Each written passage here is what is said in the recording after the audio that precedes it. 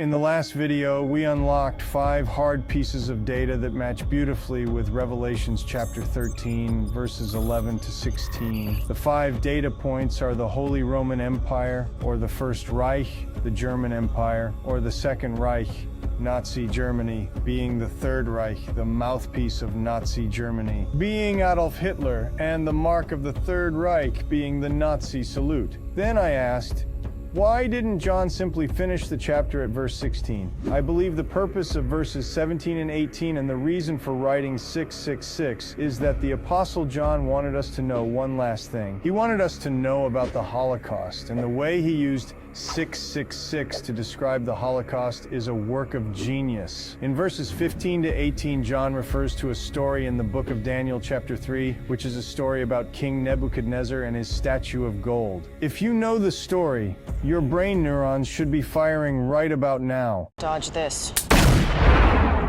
Please continue to watch till the end because there is a special piece of information relating to the Holocaust. And this information is pure gold, no pun intended. At the end of the story, I will explain the real meaning of 666 and how it instantly and brilliantly connects John's writings to King Nebuchadnezzar and the statue of gold. I will also explain the other special piece of information that Daniel included when he first told the story. Alright, so once upon a time, in ancient Babylon, there lived a great and powerful king named Nebuchadnezzar. This king was so powerful that he had a statue of gold especially built in honor of him.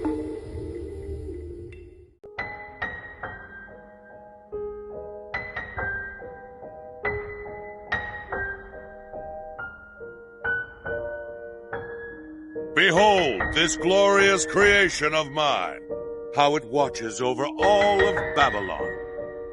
My lord, the ceremony awaits. Excellent! Today all will worship at the feet of my statue.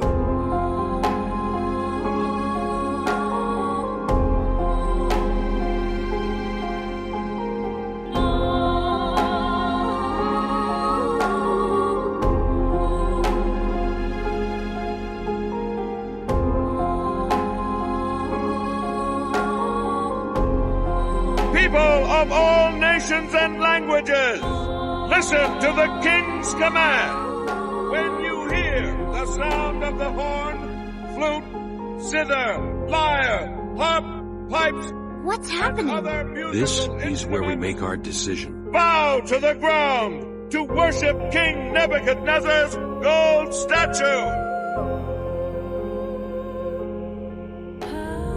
Anyone who refuses to obey will immediately be thrown into a blazing furnace.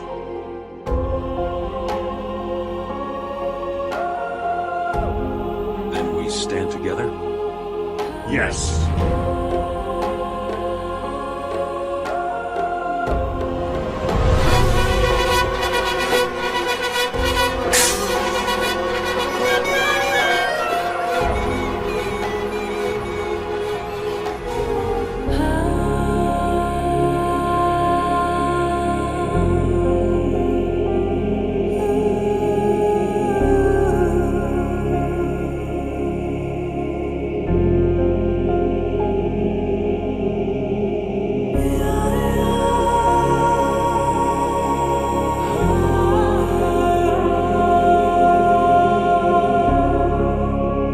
Is it true, Shadrach, Meshach, and Abednego, that you do not serve my gods or worship the gold image which I have set up?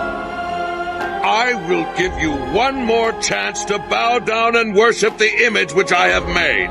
If you refuse, you will be cast immediately into the middle of a blazing furnace. And who is the God who will deliver you from my hands?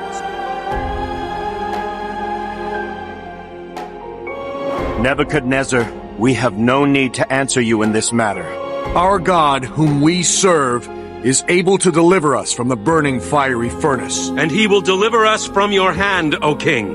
But even if he does not, we want to make it clear to you, your majesty, that we will never serve your gods or worship the gold statue you have set up.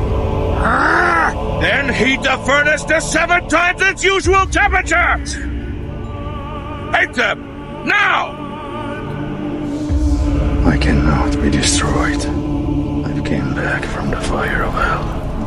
A place where all doors are stuck. There is no way out. I am my own way out. Tie them up! Down, because I'm a warrior. And warriors never give up. They fight or die.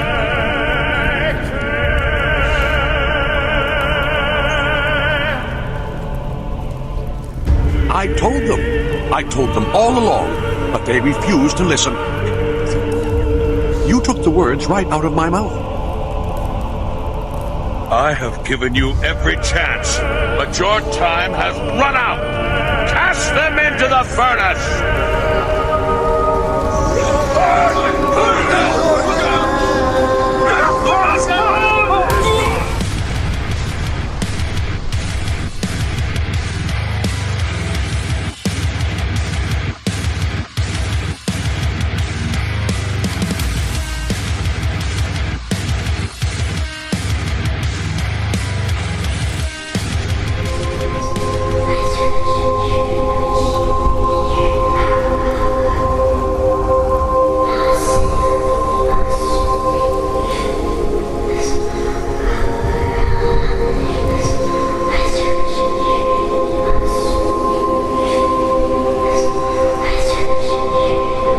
Did we not cast 3 men bound into the midst of the fire? Look, I see 4 men, unbound, walking around in the fire unharmed.